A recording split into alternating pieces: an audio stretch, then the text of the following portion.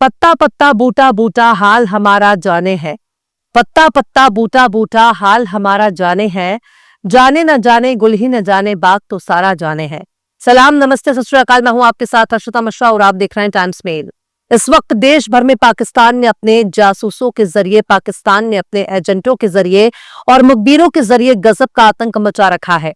पाकिस्तान ही पठानकोट में हमला करवाता है, पाकिस्तान ही उरी में हमला करवाता है, पाकिस्तान ही पुलवामा में हमला करवाता है, पाकिस्तान ही अपने आतंकियों के जरिए पहलगाम में हमला करवाता है। लेकिन साहब, सब कुछ अगर पाकिस्तान ही कर रहा है तो हम क्या करेंगे? हमारे नेता क्या करेंगे? वो नेता जो राष्ट्रवाद का ध्वजवाहक है, जो वंदे मातरम के लिए मर मिटने के लिए तैयार रहते हैं, जिसके रोम रोम में देशभक्ति दौड़ रही है, लेकिन इतने सुरक्षित हाथों में देश की कमान होने के बाद भी पाकिस्तान ही हमला कर रहा है। हमारे नेता चुनावी रैलियों में दौड़ दौड़ कर गाल बजा रहे हैं।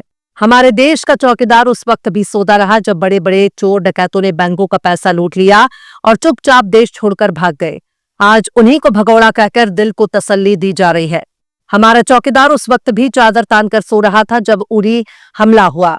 हमारे परम प्रतापी उस वक्त भी आराम फरमा रहे थे जब पठानकोट हमला हुआ।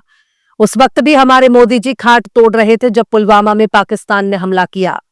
उस वक्त हमारे देश के प्रथम सेवक अपना कमर सीधा कर रहे थे जब बेंगलोर के रामेश्वरम कैफे में ब्लास्ट हुआ था। उस वक्त हमारे प्रधानमंत्री सो रहे थे जब पहलगाम में हमला हुआ। और अब तो दिल्ली में भी पाकिस्तान ने हमला कर दिया। जब हर तरह से बार बार और हर बार पाकिस्तान ही हमला कर रहा है तो हमारे मोदी जी क्या कर रहे हैं? इसका सीधा सा जवाब है, हमारे मोदी जी गाल बजा रहे थे।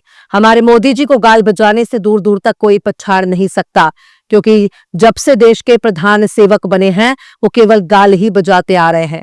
पर सवाल ये भी है कि आखिर इन आतंकी हमलों के वक्त हमारे मोदी जी क्या कर रहे थे? क्या केवल चुनावी प्रचार करना ही हमारे मोदी जी का काम रह गया है?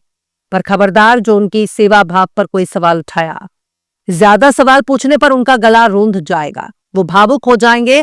और जब जब उनसे कोई गंभीर सवाल पूछा गया है तब तब वो ऐसे ही आंखों से अश्क छलकाने लगते हैं। उनके दोनों चश्म भर आते हैं। ऐसा लगता है कि अब रो देंगे, अब रो देंगे। पर आज तक उनके आंख से एक भी आंसू किसी ने गिरते हुए नहीं देखा है।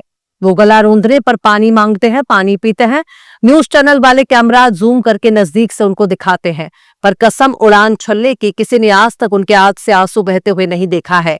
हमारे मोदी जी के आंखों से बहने वाले आंसुओं का दरिया कई मौकों पर छलक चुका है, पर वो किसी को नजर नहीं आता। किसी ने आज तक आंसुओं का एक कतरा भी नहीं देखा। ठीक उसी तरह से जैसे उन्हें किसी ने चाय बेचते नहीं देखा और ना ही किसी ने उनकी बनाई चाय पी है। उनकी आंखें तक लाल नहीं हुई। पर अब तो हमारे मोदी जी को आंख लाल करनी चाहिए। पाकिस्तान बार बार हम पर हमला कर रहा है, पर जब हमला करता है तब हमारे मोदी जी गुस्से का इजहार करते हैं। लेकिन ऐसी क्या वजह है कि इस बार राजधानी दिल्ली में आतंकी हमला होने के बाद भी हमारे मोदी जी पाकिस्तान के खिलाफ एक शब्द भी नहीं बोल रहे हैं? ये हमले किसी शहर में नहीं हुए या किसी इलाके में नहीं हुए, किसी गली मोहल्ले में नहीं हुआ, बल्कि देश की राजधानी में हुआ, जहां खुद मोदी जी रहते हैं, जहां पूरी की पूरी भारत सरकार रहती है। वहां पर हमला हो जाता है। इतनी भारी मात्रा में आतंकवादी आरजीएक्स देकर आते हैं और दर्जन भर से ज्यादा लोगों की हत्या कर देते हैं। लेकिन इस बम धमाके को आतंकी हमला कहने में 48 घंटे से ज्यादा का वक्त लग जाता है। आतंकवादियों ने उसी दिल्ली के लाल किले के नजदीक हमला किया जिस लाल किले पर झंडा फहराते हैं। उसी लाल किले के नजदीक आतंकी हमला हुआ जिसमें 1 दर्जन से ज्यादा नागरिक मारे गए हैं। इसमें मुस्लिम भी है और हिंदू भी। लेकिन क्या इसे सिस्टम फेलियर ना माना जाए? और कब तक यूं हमला होता रहेगा? मीडिया ने अलग किस्म का गांजा फूंक कर आग लगाना शुरू कर दिया। ये आतंकवादियों का धर्म तलाश रहे हैं। आखिर इंदिरा गांधी की हत्या करने वाले आतंकवादी कौन से धर्म को मानते थे? उनका धर्म क्या था? इंदिरा गांधी देश की प्रधानमंत्री थी, उनको आतंकवादियों ने मार दिया। राजीव गांधी के हत्यारे कौन से धर्म के थे? कौन सी किताब पढ़ते थे? कौन से जिहाद की किताब पढ़कर उन्होंने राजीव गांधी को मार दिया? महात्मा गांधी की हत्या करने वाले आतंकवादी का नाम क्या था और वो कौन से धर्म का उपासक था? 2007 में अजमेर में आतंकी हमला करने वाले आतंकवादियों के नाम क्या है? उम्र कैद की सजा पाने वाला आतंकवादियों का धर्म क्या है? आज सोशल मीडिया पर आतंकियों का धर्म तलाशा जा रहा है, जबकि उस सवाल की तलाश होनी चाहिए कि हमारे सिक्योरिटी एजेंसियां क्या कर रही थी, खुफिया एजेंसियां क्या कर रही थी, रॉ क्या कर रहा था, लोक इंटेलिजेंस यूनिट का क्या मतलब रह गया। इजराइल के जासूसी सॉफ्टवेयर पेगासस क्या कर रहा था? सारे दावे सिर्फ सूत्रों के हवाले से आ रहे हैं, सारे किस्से और कहानियां मीडिया में आ रहे हैं। अमीश देवगन ने अपने सूत्रों के हवाले से कहा है कि कल हुआ धमाका संदिग्ध के घबराने की वजह से हुआ। सुरक्षा एजेंसियों की देश भर में बड़ी सतर्कता और कार्रवाई के चलते संदिग्ध को पकड़े जाने का डर था।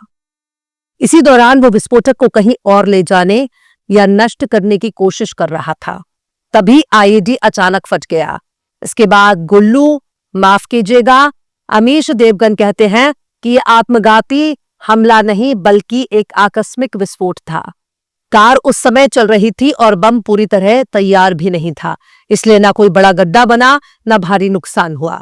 एजेंसियों की पैन इंडिया अलर्टनेस और समय पर कार्रवाई से बड़ी वारदात टल गई। यानी अमीश देवगन समझा रहे हैं कि आतंकी वारदात हो गई। ये सब कुछ इतनी चाक चौबंद होने के बाद भी हो गया। धमाके के बाद सड़क पर गड्ढा नहीं बना, इसके लिए भी सिक्योरिटी एजेंसियों को क्रेडिट दे रहे हैं। यानी आतंकी हमला हो गया, इसके लिए तारीफ। अचानक धमाका हो गया, इसके लिए भी तारीफ। चट भी अपनी, पट भी अपनी, इसे ही अखंड मूर्खता कहते हैं। पत्रकार और लेखिका मृणाल पांडे ने गुल्लू के इस ट्वीट का पोस्टमार्टम कर दिया है। वो लिखती हैं, खबरों के अनुसार बंदा 3 घंटे पार्किंग में बैठा रहा, फिर उस रास्ते पर कार ले गया जो उस वक्त भीड़ भाड़ से भरा रहता है।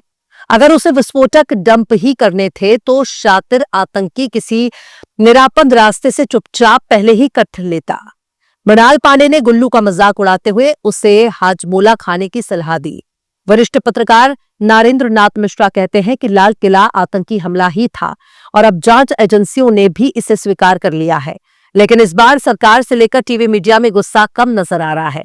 पाकिस्तान पर स्टूडियो से हमले कम हो रहे हैं। मैच्योर तरीके से चीजों को देखा जा रहा है। कुछ लोग तो ज्यादा ही मैच्योर और पॉजिटिव तरीके से हमले को देख रहे हैं और तर्क दे रहे हैं कि ये तो कुछ नहीं हुआ, इससे बड़ा हो जाता है तो क्या होता। ये नया मॉडल वाला तर्क आया है इस बार। इस घटना का बचाव इस तर्क के साथ सोचे कि इससे बड़ा होता तो। पत्रकार सोहित मिश्रा लिखते हैं कि दिल्ली धमाके में क्या सब कुछ सूत्र ही कहेंगे? अमित शाह जो दिन रात चुनावों के समय इंटरव्यू देकर खुद को लोहा पुरुष बताते हैं, वो चुप रहेंगे? क्या सरकार की कोई जवाबदेही नहीं? जो मीडिया 2 महीने पहले तक लाहौर और इस्लामाबाद तक हमारी सेना को पहुंचा चुकी थी, उनके सूत्रों पर भरोसा करें। वरिष्ठ पत्रकार उमाशंकर सिंह लिखते हैं कि मोदी सरकार कैबिनेट की तरफ से पास रेजोल्यूशन में लाल किले के पास हुए कार धमाके को आतंकवादी कार्रवाई करार दिया और उसकी कड़ी निंदा की है। गौरतलब है कि देश विरोधी ताकतों की बात की गई है, लेकिन किसी पाकिस्तानी आतंकी संगठन या सीमा पार आतंकवाद का जिक्र नहीं किया गया है। अलबत्ता जांच की बात पर जोर दिया गया है। खैर, ये हमारे उन पत्रकारों के विचार हैं जिनकी दुनिया में तूती बोलती है। गुल्लू तो गोबर के फायदे भी गिना सकते हैं, उसका जिक्र करना ही बेकार है। पर सवालों का जवाब कौन देगा? अगर जरूरी सवालों को जिम्मेदार लोगों से ना पूछा जाए तो किससे पूछा जाना चाहिए? सवालों का जवाब कौन देगा? गांधी जिंदा है? नहीं। नेहरू भी जिंदा नहीं है, इंदिरा गांधी भी जिंदा नहीं है, तो आखिर इतने गंभीर सवालों का जवाब कौन देगा? इसलिए काम कीजिए, शीशे के सामने खड़े हो जाइए और खुद को ही जिम्मेदार मान लीजिए, बाकी सब चंगासी। बहरहाल चलते चलते आखिर में आया भोजपुरी ने भी क्या खूब फरमाया है। मिला है तख्त जो जमहूरियत में बंदर को, मिला है तख्त जो जमहूरियत में बंदर को, तो उनसे क्या सभी जंगल के शेर डर जाए। फिलहाल इस खबर में बस इतना ही। इस पूरी खबर को शम्स तबरेज ने लिखा है, जिन्हें आप ट्विटर पर भी फॉलो कर सकते हैं। ट्विटर हैंडल है @शम्स तबरेज काजी। ये वीडियो आपको कैसा लगा कमेंट बॉक्स में जरूर बताइए। वीडियो पसंद आए तो लाइक करें, शेयर करें और बेबाक निष्पक्ष स्वतंत्र पत्रकारिता को सपोर्ट करने के लिए आप हमारे चैनल टाइम्स में इनको जरूर से सब्सक्राइब करें और हाँ, बेल आइकन की घंटी वाली बटन आप जरूर से दबा दें ताकि आपको हमारे आने वाले नए वीडियो की नोटिफिकेशन फौरन ही मिल जाए। फिर मिलता है किसी और वीडियो में एक नई खबर के साथ। हर्षिता मिश्रा को दीजिए इजाजत। जय हिंद। अगर अभी तक आपने हमारे चैनल टाइम्स मेल को सब्सक्राइब नहीं किया है तो जल्दी से सब्सक्राइब कर दें और बेल आइकन भी प्रेस कर दें।